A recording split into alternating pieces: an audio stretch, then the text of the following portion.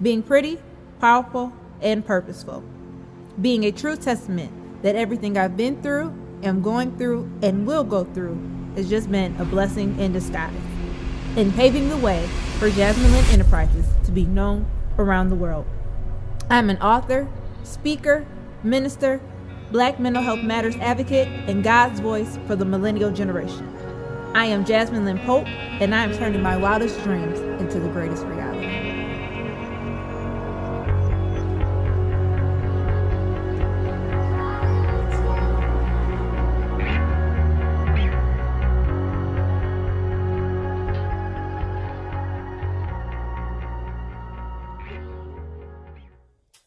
Hello, everyone, and welcome to Purpose Talk. I am so excited to be here with you on another Saturday, or if you're catching the replay, whatever day that you may be watching this show on.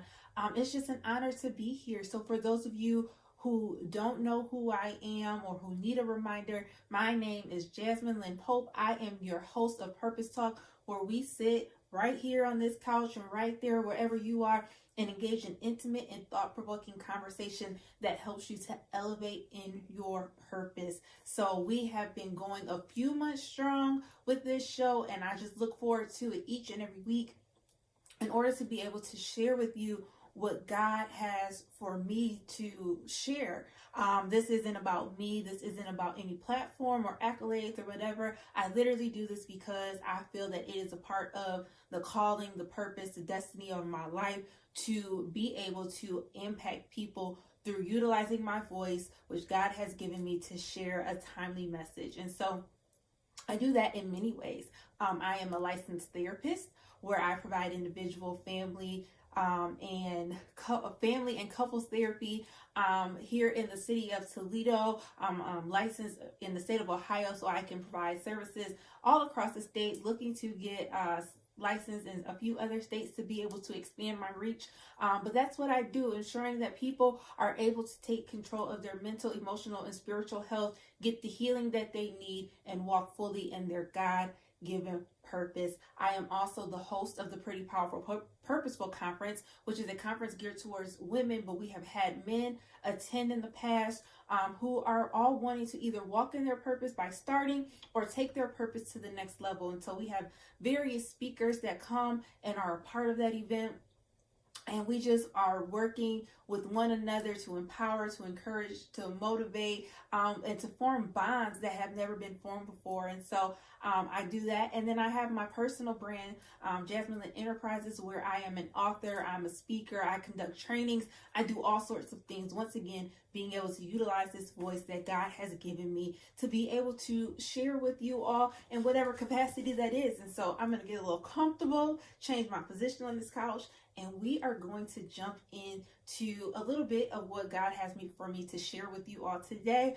We'll take a quick break and then we'll come back for the rest. But for now, let's get started. So for those of you who don't know, I am a collegiate professor. I am in my second year of being the director of field education at Lourdes University in the social work program. And so as a part of that, I oversee all of the students who are in their final semesters who have to complete their internship, which is a requirement not just of the university, but it's required by one of our accrediting bodies that the students have to do that. So I oversee all of the students in that, as well as I'm responsible for teaching 3 classes per semester. And so over the last couple of years, since I'm kind of new there and just kind of filling myself out and getting experience and really figuring out what classes are really meant for me or which ones I'm really passionate about and connected to, I've taught a few different ones, but this semester I am teaching a class on interviewing. Interviewing is a key component of social work and what we do, because it's really where we take time to sit down and get to know our clients on a more in-depth level. We are not just having what would be considered a normal conversation where there's no purpose, there's no aim, there's no direction. We're just kind of going back and forth and talking about this and that and whatever comes, and then we just kind of end it. But the interview is a structured process.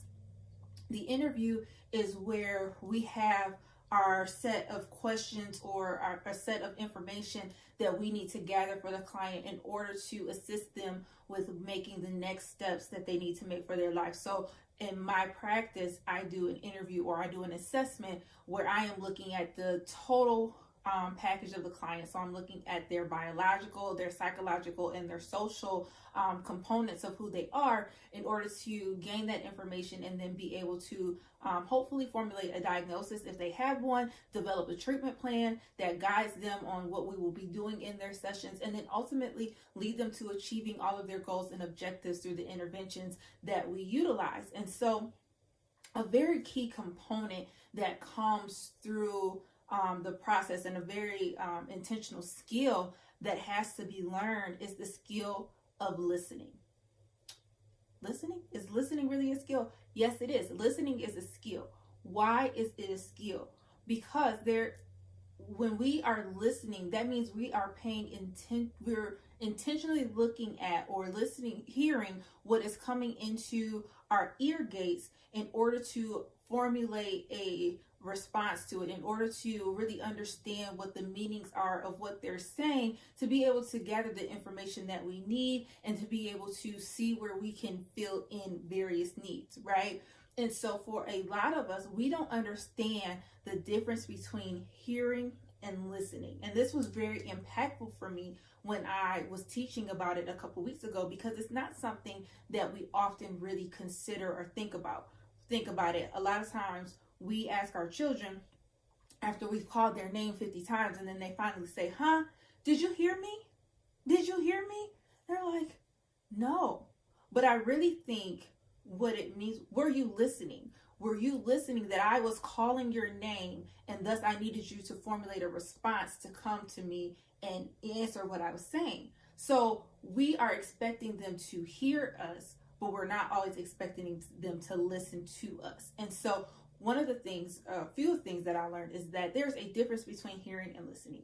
Hearing is a natural is a natural thing that comes with what we do. If you have the ability of utilizing your ears and all of the capacity that it has, you hear things. That means right now you are probably hearing me talk, you are probably hearing music in the background or hearing someone else talk. You're hearing all these things because your senses have the ability to take in that stimuli and bring it into the ear and formulate it into whatever goes on in the inside, right? So we might be hearing things. You might be hearing me right now, but that does not mean that you are listening.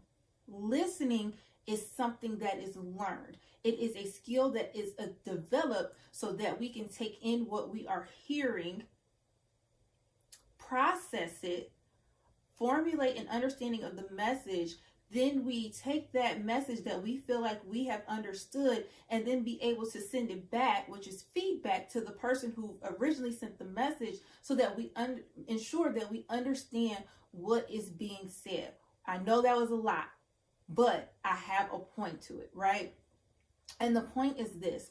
Oftentimes I have clients come in and they are saying, "Jasmine, I am not hearing from God. I don't hear him. He's not speaking." Okay, Jasmine, I can't hear him.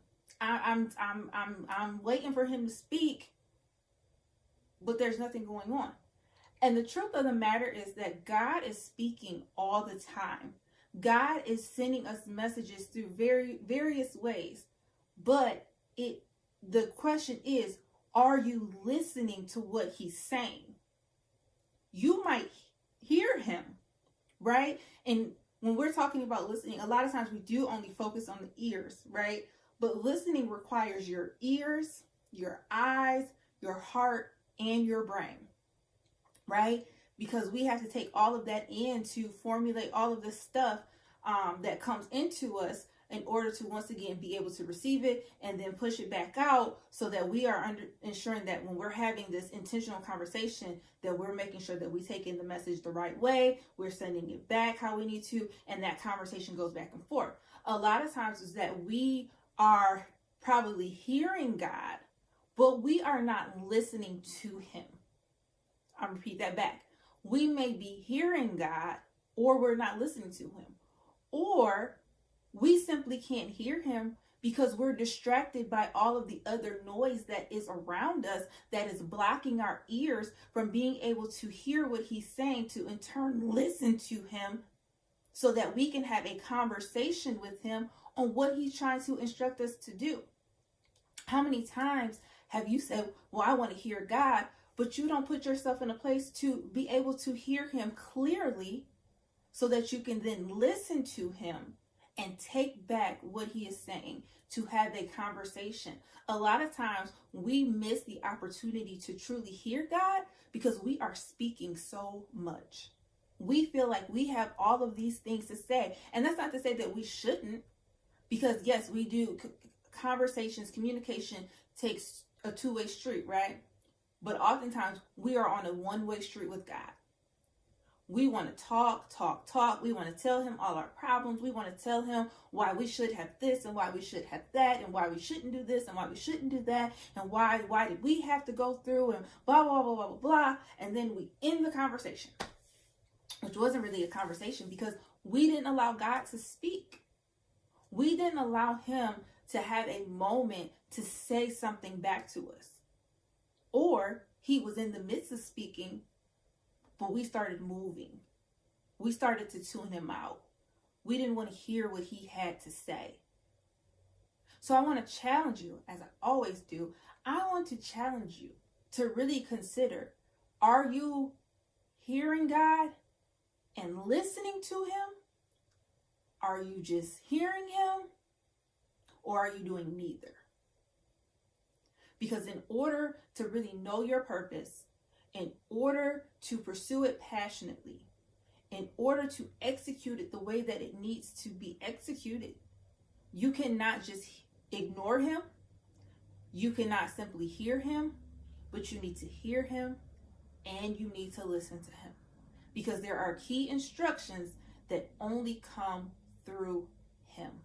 And if you miss it, then you run the risk of impacting someone else who is trying to find their purpose because you're not walking fully in your purpose as God needs you to. So let's take a quick commercial break and then we'll be right back to go into the next segment of the show.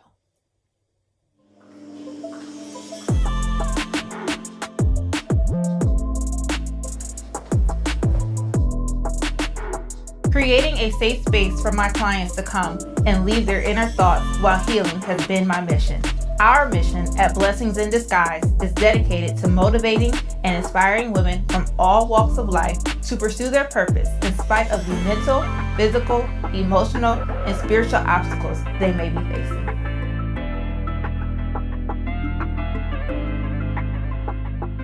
All right, so we are back from our commercial break. I hope that the beginning of the show really gave you some information that will assist you in just really assessing where you are in your spiritual walk, right? Assessing where you are and being able to truly listen to God, to assess, okay, what are the distractions and things that are preventing me from having that closeness, that time where God can really speak. Yes, God can get our attention through anything and everything. Let's not minimize who God is, right?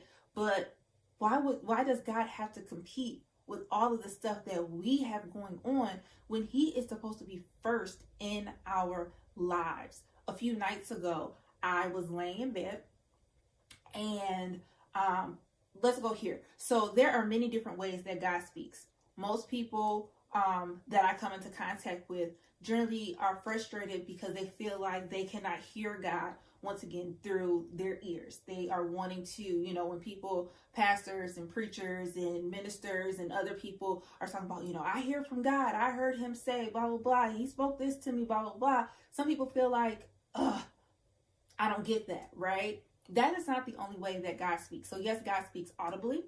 God speaks through his word, which is the Bible. God speaks through other people. God can speak through books. He can speak through nature. There's many different ways that we can hear from God, right? And so I hear that all the time.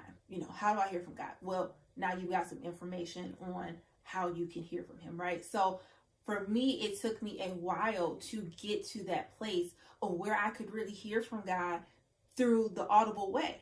that came with closeness, that came with developing the relationship, that came with developing myself to not only just focus on hearing him that way, but focus on all the different ways that he can speak, right? Because sometimes we get so focused on that one that we're missing the message. Because remember, we are supposed to be listening not only with just our ears, but our eyes, because there's nonverbal things or there's other ways that he show us things, our brains, and our hearts, right? Because the Holy Spirit will talk to us and convict us or send messages, in different ways throughout us or whatever, right? So, like I said, I've been growing in my relationship with God. And so through that, I've been able to understand the different ways that God speaks. So one of the things that I found, God speaks to me all the time. And once again, not just audibly, but in various ways. And so one of the ways that God will really arrest my attention is that he will have me write out exactly what it is that he is speaking to me, so that it just doesn't go in one ear and out the other, but that I really have something that I can reflect back on to ensure that I'm holding myself accountable to what he is saying, right? Because he's given me the word. Now it's here and it's present. So I have no choice, I have a choice, but really I should have no choice but to just do what it is that God is calling me to do. And so I'm laying in bed and I've got two phones. I got my business phone, I got my personal phone, I got all this stuff going. And God was just like, I need your attention now. Like, you're not watching TV. Don't even try to change it. Don't do nothing else. I need your attention now. And he began to speak.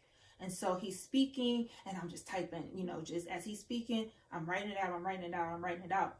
And so one of the things that he was saying to me was, Jasmine, you're out of position.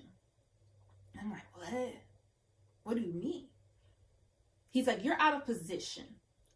You are still walking your purpose, but there are things that you are supposed to do that you are not doing for whatever reason. And that has taken you out of position in being able to focus on or connect with the people that I need you to connect with. You are not positioned in place to put me first in your life so that you can continually hear me and allow me to lead, guide, and direct you on what it is that you need to do. So my question to you is, are you in the right position? Are you in the right place to be able to hear from God and get the instructions that he has for you in order to do what he needs you to do? So many times we are so focused on the act of all the things that we are doing that we miss the purpose of what we need to be doing, and thus we put ourselves out of position in order to do it. I had to get on myself. I had to take heed to God's words and understand that yes, I'm doing all of these things, and yes, they're great and they're amazing and all of that stuff. But what am I doing, or are there things that I'm doing that have put me out of position for the impact of what God needs me to do? And part of that is being in the position to hear him. Because I'm doing all of these things all the time, I'm not taking the quality time, as always, that I need to in order to hear from him. So I've got to discipline myself. I've got to discipline myself to put him first and to keep him first in all that I do so that I can do what he needs me to do. Because the instructions don't come from me. They come from him. How do I get them if I'm not in the position to be able to hear from him to move forward, right? So are you in the right position? Next, he was asking me, do you have the right level of faith for what you are asking of me to do? You've spoken all of these things and I've spoken back to you. We've sent the messages back and forth. We've had the conversations of where you're going to go, what you're going to see financially, where your businesses are going to go, how you're going to keep moving forward in education, where you're going to go in ministry. We've had these conversations. But do you really trust me that I am going to bring it to pass? Or are you trusting in all of these other things that I've given you to say that they are the ones that are providing for you? Do you get the messages from them or do you get them from me? And that means if you get them from me, do you trust me that I am going to bring it to pass? Where's your faith level? Faith is the substance of things hoped for, the evidence of things not seen. Not seen. So We oftentimes try to create our own ways of making things seen that only God can bring into our lives. Let's sit with that for a minute.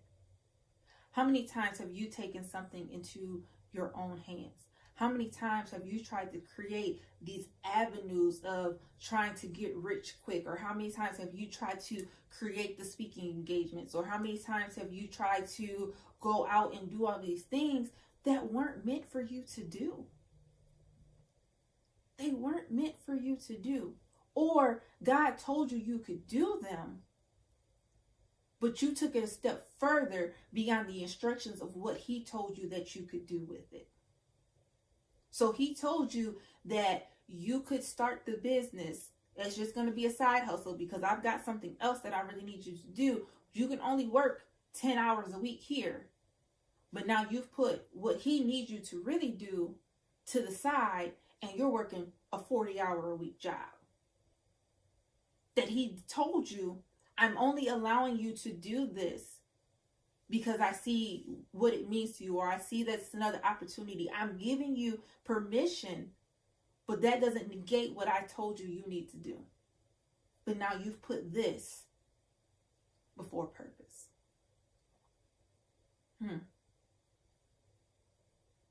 Too many times we put ourselves first.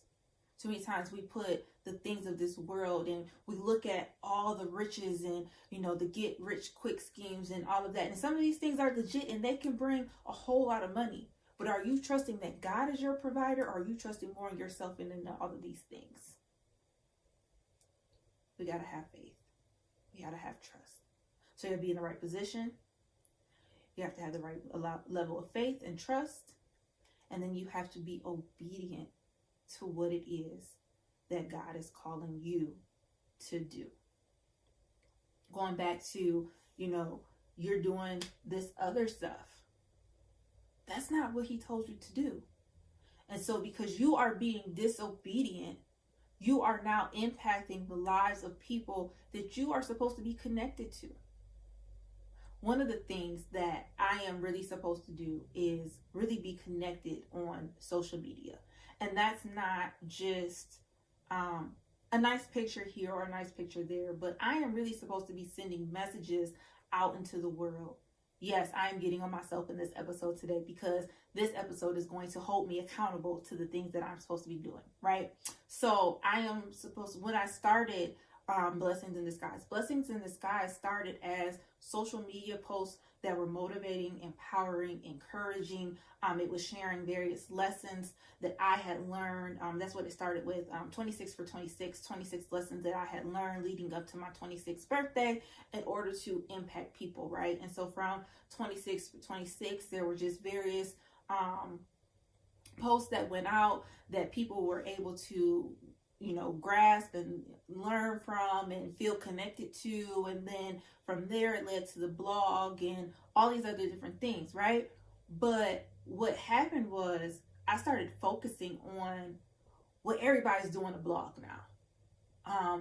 Everybody's posting posts like this. Everybody's doing this, that, and the third. Or, I don't want to be that person that does it this way. And so what ultimately ended up happening was I stopped. I haven't written a blog.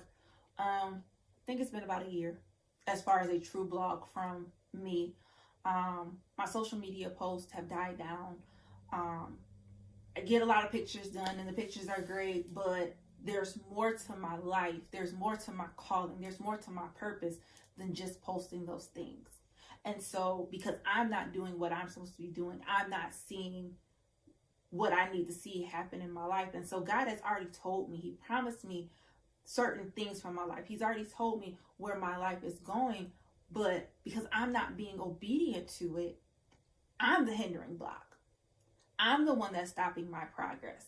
Too many times we want to blame everyone and everything else for what it is that we're going through, or for not seeing the promises. We get mad because, God, you told me this. You told me that I was going to see $1 million.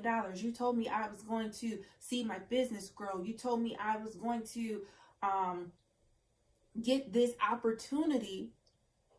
But did you do what it is that you needed to do in order to see all of that come to fruition.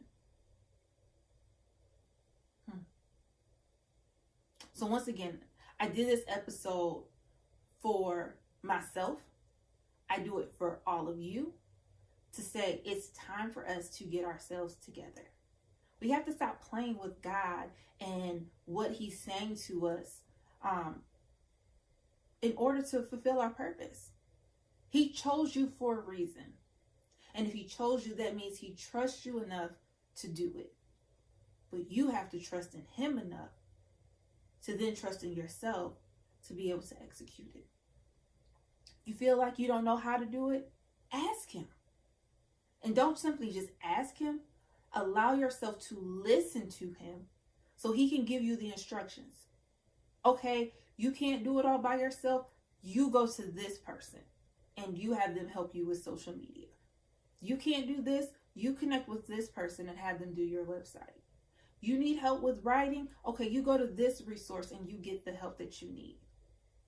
God will give you the instructions, because what you don't want to do is connect with people who go against the belief system that you have, the values, the morals, and the ethics that you have, that they clash, and it causes people to question your integrity and what you really say that you believe in. So seeking God for the right people that you need to be connected with. We simply have to put ourselves in the right position in order to hear from him, receive from him, not just give to him everything that we need or everything that we want to say, but put ourselves in the right position, putting him first, putting ourselves in the position to receive from him, trusting and having faith that what he's giving to us, he trusts us with, and that we will execute it how he needs us to, and being obedient to every word that he speaks so that we can see our purpose manifested in the right way.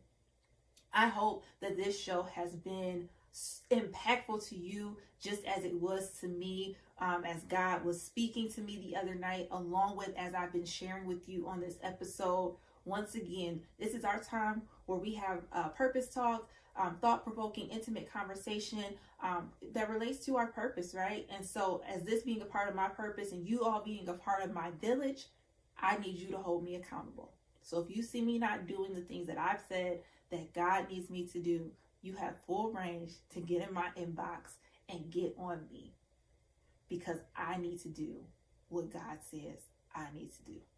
Thank you for tuning in. Once again, if you're watching this on Saturday or you're catching the replay, I'm just honored that you chose to sit here with me and engage in Purpose Talk. Until next time, I love you. Take care. Voice for the millennial generation. I am Jasmine Lynn, and I am turning my wildest dreams into the greatest reality.